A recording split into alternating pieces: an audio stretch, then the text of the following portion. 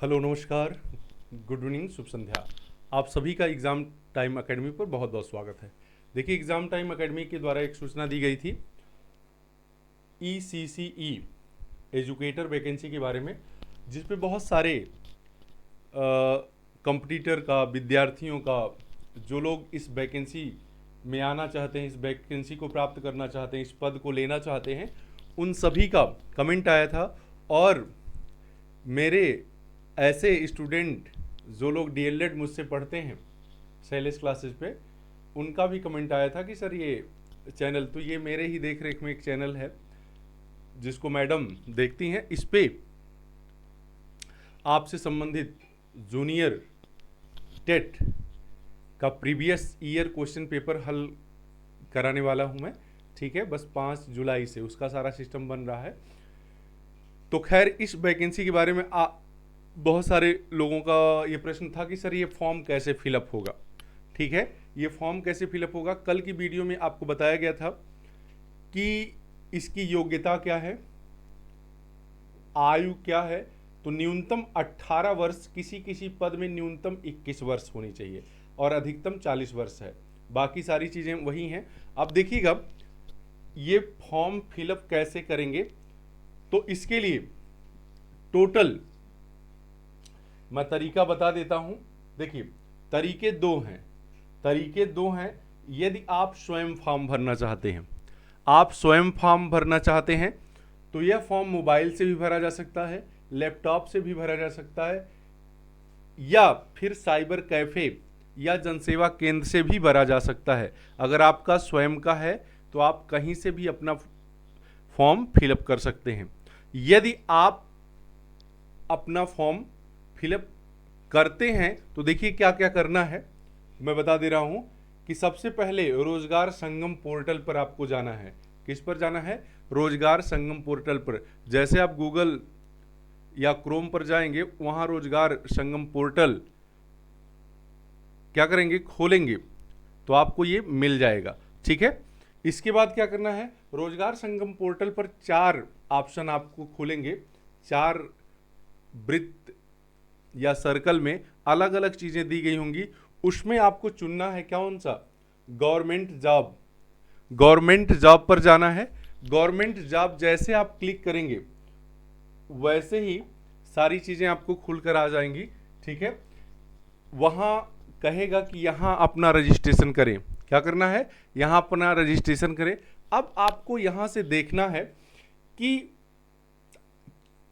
एक चीज ध्यान में रखिए, ये वैकेंसी जो है प्रत्येक जिले में, यूपी के 75 जिलों में है, और वैकेंसी कम ज़्यादा है। और एक ही तरह की नहीं, 2-3 तरह की वैकेंसियां हैं, जिसमें 200-400 का अंतर भी है सैलरी में। आप ECC एजुकेटर को देखे हैं, उसमें जब देखेंगे तो प्रत्येक जिलों में अलग अलग वैकेंसी भी है, जिसकी अलग अलग योग्यताएं हैं। यहाँ सब बताना संभव नहीं है, जब आप जाएंगे तो आपको वहाँ मिल जाएगी। ठीक है ना जी। तो करना क्या है, आप जिसमें योग्यता रखते हैं, तो आपको, जैसे बहुत सारे बच्चे पूछ रहे थे कि सर मैं DLED कर लिया हूँ, मेरे पास ये है, मैं B.Ed हूँ, मैं फॉर्म भर सकता हूँ तो कि नहीं। तो सबसे पहले कह दिया गया है कि CTET, DLED, B.Ed ये मांगा नहीं जा रहा है, ये योग्यता नहीं है। अगर आप कर लिए हैं तो इसको मत दिखाइए। ठीक है, ये जहां जरूरत लगेगी वहां लगाइए। बाकी डिग्री तो आपके पास है, आप गृह विज्ञान से ग्रेजुएशन किए हैं, ठीक है, या NTT आपके पास है। जो योग्यता मांग रहा है वो अगर आपके पास है, ठीक, बाकी आप चाहे कुछ भी डिग्री लिए हों, उससे मतलब नहीं है। आप अगर जो मांग रहा है उतनी योग्यता आपके पास है तो आप इस फॉर्म को भरने योग्य हैं। वो तो बस दिया है कि भाई इस एजुकेटर के लिए आपको इस तरह की योग्यताओं की कोई ज़रूरत नहीं है कि आप CTET हैं कि नहीं है, टेट हैं कि नहीं है। ठीक है, हाँ, DLED किए हैं कि नहीं, B.Ed किए हैं कि नहीं, ये सब की ज़रूरत नहीं है। ज़रूरत नहीं, जैसे अगर आप MA कर लिए हों, PhD कर लिए हों, तो आप चाहें तो इंटर पास की भी वैकेंसी भर सकते हैं, BA पास की भी भर सकते हैं, और B.Ed किए हैं तो B.Ed का भी भर सकते हैं। ठीक है, जब हायर चीज़ें आप कर लिए हैं तो न्यूनतम कोई भी पद आपके लिए बाध्य नहीं है। ठीक है, आप कोई भी पद भर सकते हैं। समझ में आ रही बात? तो ये चीज़ का ध्यान रखिए। आप अगर B.Ed, BTC, DLED सब कुछ है और गृह विज्ञान से क्या है, ग्रेजुएशन है तो आप डालिए, और नहीं है तो एनटीटी वगैरह किए हैं तो आप डाल सकते हैं, जिसके बारे में कल डिटेल दिया गया है, कल की वीडियो आप देख लीजिए। और एक चीज़ मैं और आपसे कहना चाहूँगा, यदि आप डीएलएड के स्टूडेंट हैं, ठीक है, बीएड के स्टूडेंट हैं, तो इस चैनल से जुड़िए, सब्सक्राइब करिए, और आपको भविष्य में बहुत अच्छा फ़ायदा होने वाला है। क्योंकि देखिए, मैं 60 क्वेश्चन आपका क्या, जो चूँकि सैलेज क्लासेस पर टोटल सीटेट का सारी चीज़ें चली रही हैं, उसमें जूनियर का जो सामाजिक अध्ययन है वो मेरे द्वारा नहीं वो अनिरुद्ध जी पढ़ा रहे हैं, तो ठीक है, बहुत अच्छा है, ठीक है। मैं आपको सॉल्व पेपर इस चैनल पे करा दूंगा। क्या करना है कि पिछले वर्ष के जितने भी प्रीवियस ईयर पेपर हैं वो सब कुछ सॉल्व हो जाएंगे, कोई दिक्कत नहीं है। फिलहाल आप क्या करना है, इस पे आप अपने ज़िले में जाएंगे, अपने ज़िले में देख लीजिएगा कौन कौन सा पद निकला, उसकी योग्यता क्या है, उसके अनुसार सभी पदों के लिए अलग अलग वहाँ योग्यताएं दी गई हैं, ठीक है। जैसे कंप्यूटर ऑपरेटर का भी पद है, ठीक है, मैं देख रहा था, तमाम सारी चीज़ें हैं, तो वो आप देखेंगे आपको मिल जाएगा। फिर कह रहा हर जिले की अंतिम तिथि भी क्या है, वहीं दी गई है, हर जिले की। जैसे अभी जो आज बहुत सारे जिलों में फॉर्म, उसकी वैकेंसी या पद निकाले गए हैं, तो उसकी डेट अलग है।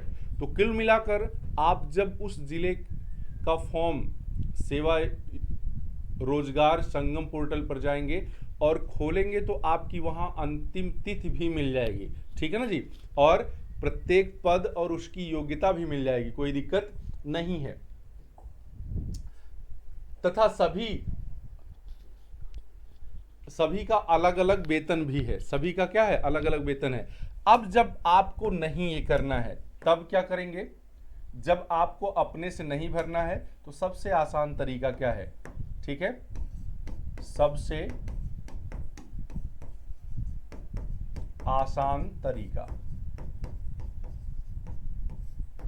क्या है, ठीक है, सबसे आसान तरीका क्या है कि जैसे आप हर फॉर्म फिलअप करवाने जनसेवा केंद्र पर जाते हैं या साइबर कैफे में जाते हैं जो आपके निकट हो, वहां जाइए और वहां बता दीजिए, क्योंकि सभी को पता हो गया, ये पूरी तरह से हंगामा टाइप का मच गया है, सारे लोग इसकी जानकारी लेकर बैठ गए। आपको जनसेवा केंद्र पर जाना है और कह दीजिएगा कि मुझे आप दिखा दीजिए मेरे जिले में कौन कौन सा पद निकला है, ठीक है, मैं किस पद के लिए योग्य हूँ।